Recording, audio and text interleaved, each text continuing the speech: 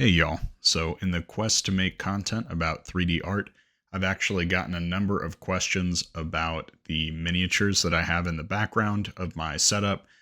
Uh, so while I'm making usually Blender, Unity, Substance Painter, Maya tutorials, figured I would step out of that swim lane for a video or two, see how the audience likes them, and do a quick overview of some strategy on what I've been doing with my minis lately. So I have three different paints here. One of them being Screaming Skull by Citadel. I have a black with a cracked cap that I've taped over. Do not over tighten your caps, people. And this is just the default game color set that comes. I believe they're Vallejo colors on the back end, but super affordable set. So Beastly Brown is the brown color we're using, and then just the black. I included these in here just to show you guys I do not have a fancy setup. I have 2 kids, and I do not have usually the time to do a wet palette and sit down and really take a bunch of time with my minis. I kind of have to work as I get breaks. So I typically just throw a basic energy card on here that is from my Pokemon openings and unwrappings and whatnot, and will go ahead and get started. So the idea is that this is a Gryphon, I believe. I got this as a pre-primed piece from the local game shop, which is Madness Games and Comics here in Dallas, Texas. They're fantastic, highly recommend. And I went in here and did one of the wings, and I had this sitting in my background and had someone ask how I did that. So I figured it was actually a great opportunity to record this video. So the way that I'm going to get started is just by putting some brown out here. I'm just going to make a small pool there. We can always mix more as we need. And then I'm just going to add some water. And again, in the interest of not taking a bunch of time, just grabbing some water from the cup that I'm currently drinking out of. And we'll grab a brush. This is a brush that my daughter found and absolutely obliterated the tip of. So I'm going to use this one because a lot of what I'm going to do here is pretty fast and loose. Nothing that takes a ton of time. And the first thing that I want to do is essentially get a base coat down that is a lot of water, almost making a wash here. I'm just going to paint that on here and keep it nice and light. So in doing this, I'll get a little bit more brown. I'm effectively creating a base layer that can be that really light brown color, because it's letting a lot of that white shine through. And you don't really have to do anything taking too much care here. So I'm just going to keep covering this up.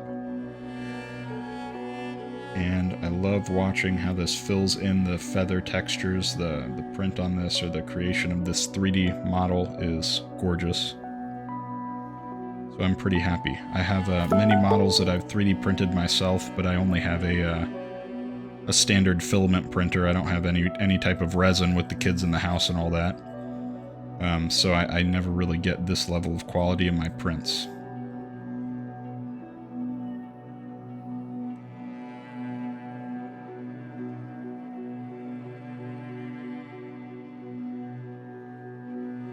And really the goal here is just complete coverage. So I could certainly be using a larger brush for this. This is actually a detailing brush, but I'm going to be kind of smashing the tip of this thing a little bit as I'm doing some blending later on. So I'm just going to use one brush and minimize the amount of cleanup that I have to do later. Alright, so we have a good layer on the top here. And then I'm going to rotate my model, make sure that I'm getting a good undercoat as well.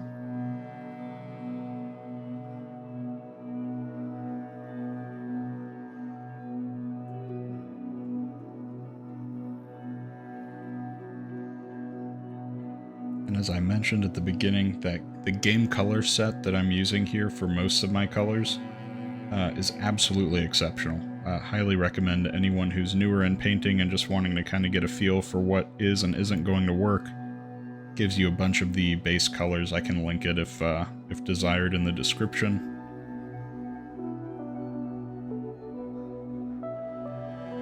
The other thing I'm going to do here is just put a bit more brown in, because the underside theoretically is going to have a bit less lighting.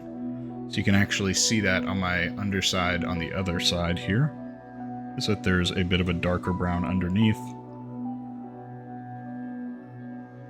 And I try to think about that as I'm doing any of these paints, is where's the light coming from, what makes sense, so that I don't have to kind of go back in and paint it all, paint the lighting later on top of the base colors, or oftentimes I'll do one of those zenithal highlights where I spray a white can over a black base and just kind of get basic lighting colors and whatnot. But here, again, in the interest of just moving quickly, fast and loose, just went in here and did a quick base coat.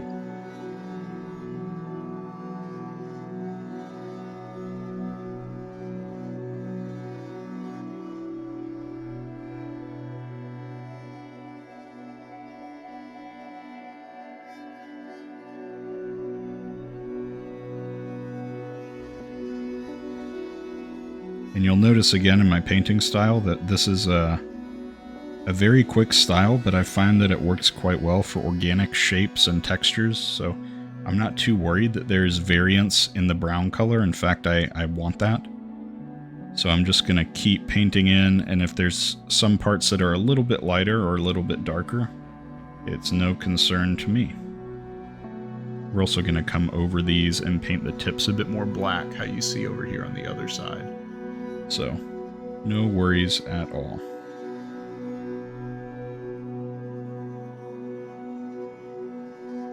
Looking pretty good there. Just going to come in with a bit more of the brown towards the chest here, or the back. And make sure that we have it darker, kind of hinting at a little bit of ambient occlusion right in there.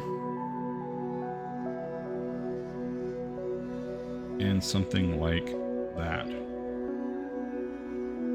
What I'm actually going to do is add a little bit of this sun yellow and get a little bit more pops of Vibrance. So now that I have that base coat of brown, I'm adding in a fourth color into the lineup here. Apologies. And in doing so, I'm going to come back in and add a little bit more interesting vibrancy to the color that we're using.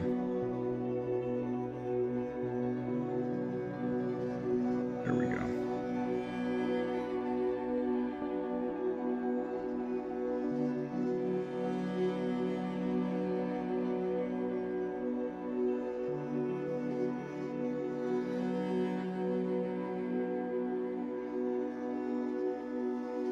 So this is all about color variation.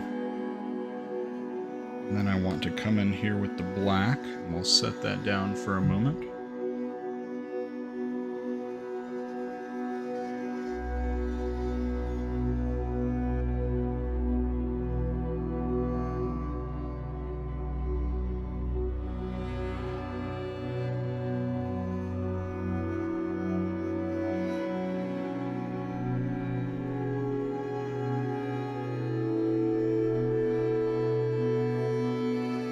There's something a bit more interesting here.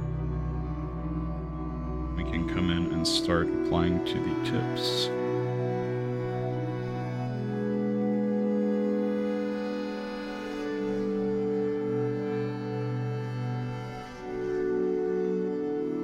And typically what I want to do is just get a nice kind of wet layer down on the tips, and then I'll come back over these and I will blend them up after I've finished off.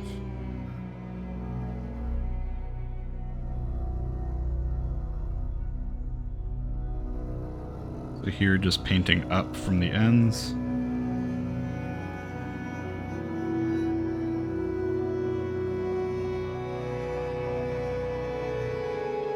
And then we want to mix a little bit more And I'm essentially going to rinse and repeat with each of these feathers. So it's going to be a bit of a process, but certainly a rewarding one.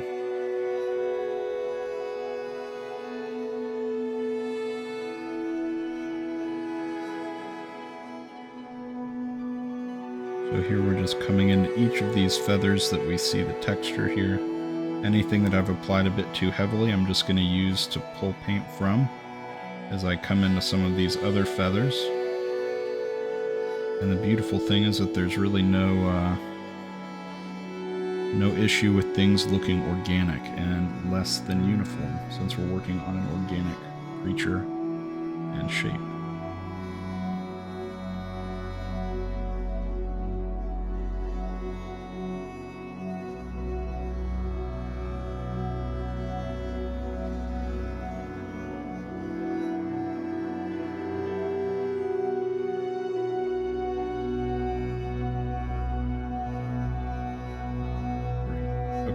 That's looking pretty solid for our second layer. We're going to come in here and do a little bit underneath. You can tell on the other side here that I didn't apply nearly the amount of highlight as I did to the top side up here.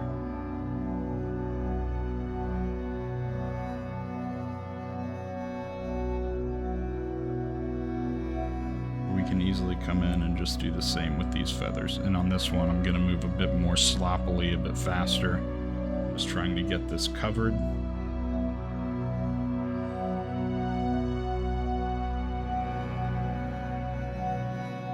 And the cool thing is, as I'm blending more and more, I'm pulling in a little bit more black here, a little bit more brown there. The colors kind of add some organic variance in and of themselves as well. The only thing we really don't want is make this look patchy in any way. So if you leave a white patch down here, I think that's really the key that you can't let happen. The rest of it is all about just putting in gradients. Nice subtle fades between color. I use the term subtle loosely here as these color shifts are a little bit extreme here. Alright, so there we go with some amount of variance there. Now we're going to come in and just do some of the feathers. And this is where having that detail brush is going to come in, despite the fact the head has been mashed around a good amount.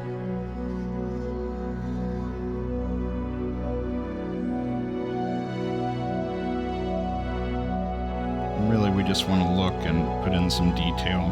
Like you can see here, I'm almost doing a dry brush effect to just show that we have some highlighting, some darks, peaks and valleys and whatnot. The other piece being any white shining through, especially on the underside as the sun is meant to be from above, would be an issue within the narrative of what we're trying to tell as a story. So the last thing that I want to do here is come in, make sure that our whites are covered on the edges. Still using that black mixed with brown mixture.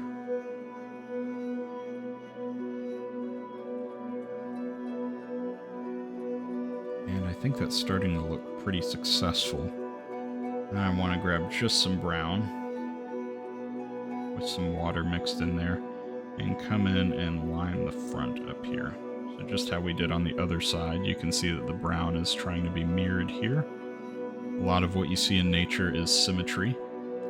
When I worked for an aerospace company, you'd be surprised how much we took interest and tried to emulate nature and birds and insects with the designs that we were working on.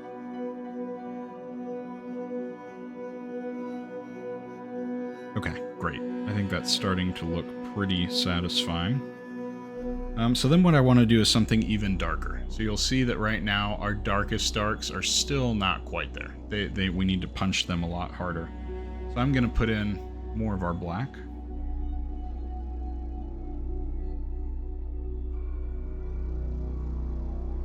And I also want to put in a bit more water.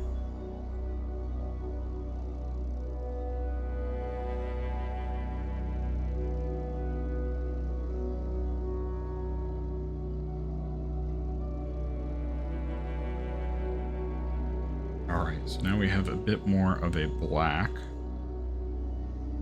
And this is where our decisions have to get a bit more intentional, because it's hard to come back from black. I'm going to come in here and paint these in, and they do have just the subtle brown in there as well, which is nice. And all I'm doing is picking up more on the brush tip, coming in here. Again, painting really wet and exaggerated on top of the tips here, so that I can then drag it down.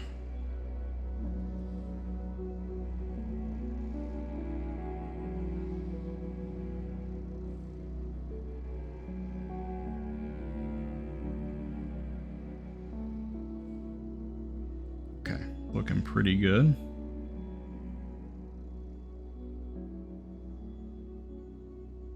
Now we're painting up, and you can see the gradient starting to happen as my brush gets drier and drier.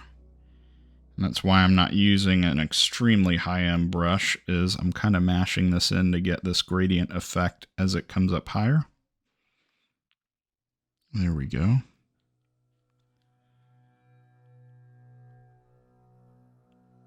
And now you can start to see really some of that beautiful fading that we have going.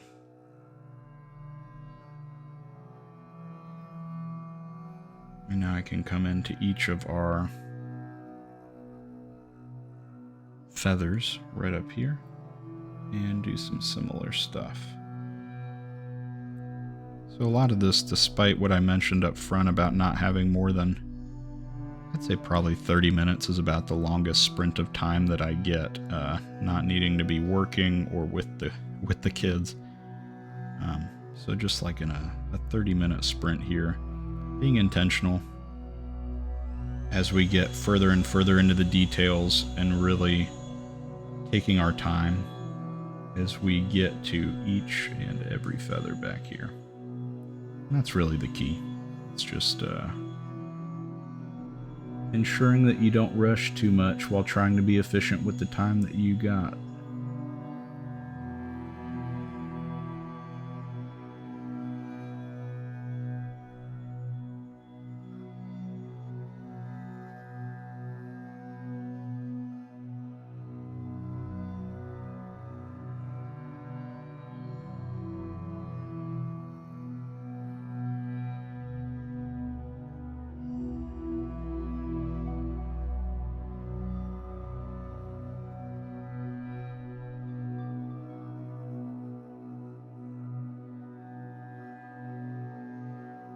Perfect.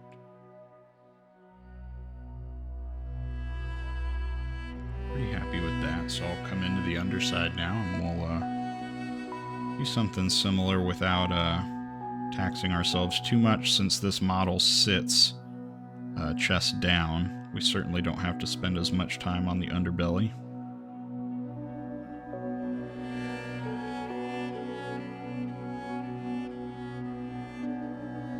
Definitely want, if anyone's going to be picking it up and kind of playing with it, for there to be a continuation of the narrative and the realism that we're trying to paint here. Looking pretty good. Let's get in here and just do some of these individual feathers.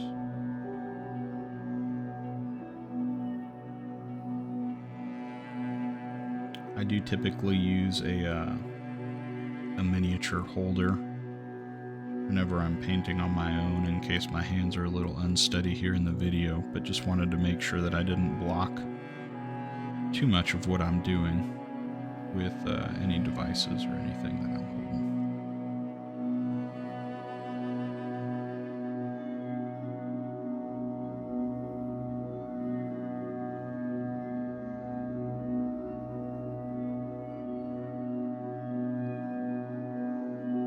I'm going to go a bit heavier handed here.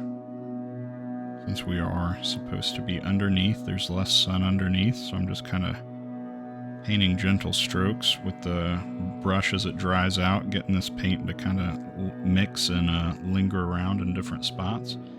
If I really don't like how something looks, I can always come back in and paint back in the color gradient that I want.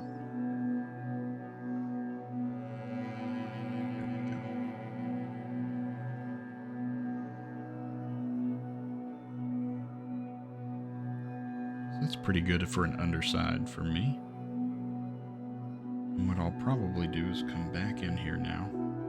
And this is, if I had to recommend a color to someone who's newer, I think Screaming Skull or is it Shabti Bone? They're both Citadel colors. Grab mine. These two are similar, so I wouldn't get them both, but these were two of my first color purchases outside of the basic Roy G. Biv stuff with a few of the metallics. I think that was actually my first two purchases were a metallic gunmetal and a Screaming Skull, only because I started with a lot of those Fright Night packs that have the prepackaged paint inside of them, and for some reason that gunmetal never was wet. It was always dried up paint whenever I got those sets open. So here we go with a bit of this. See if I can not knock my model over while I'm getting this. Set him back up.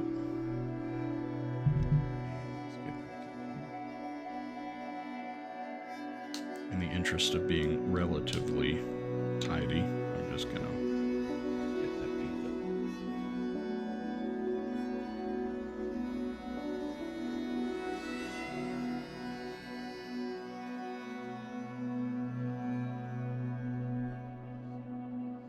Good stuff. So I've got some of this Screaming Skull. I think what I want to do is I want to mix a little bit of yellow with it.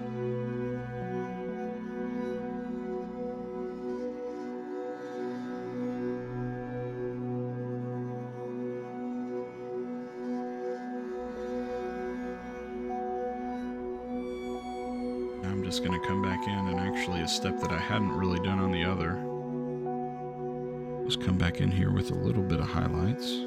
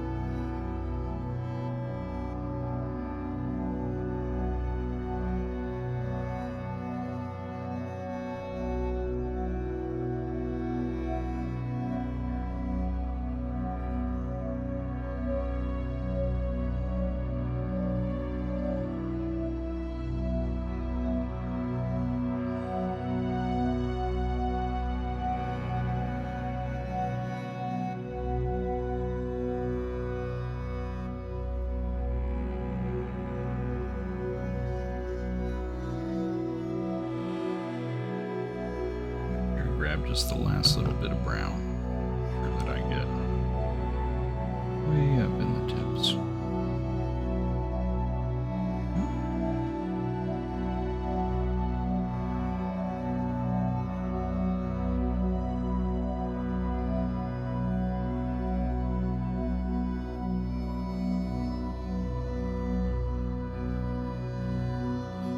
And the fun thing with painting while it's still wet is you get a lot of these colors mixing in that you don't really have to even try that hard on. You just kind of mix.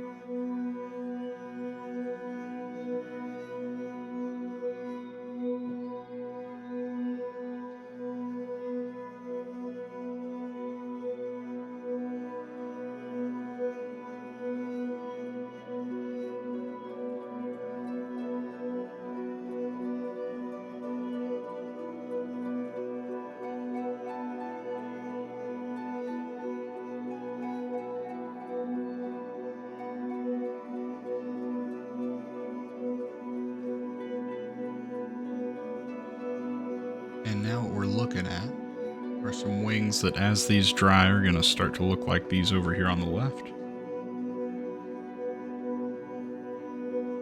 So I'm quite happy with that. We'll likely do a few touch-ups to bring the two colors a bit closer together. But I think, as an initial pass, something that we did in the span of 15 minutes just to put some paint down, you can always come back in and correct it later on. For example, I actually like the wing that we did here more than the underside of the one that we already had painted over here, so I'll probably go back and do a few changes there. Pull this one a little bit more brown and maybe this one a little bit more sunset yellow orange, but we are well on our way. If you could, please give me a like, comment, and or subscribe. Thanks again for watching. I'll be happy to do more videos like this, even on this Mini, to get it all the way across being painted. If y'all would like to see that, please let me know, and I'll see you in the next one.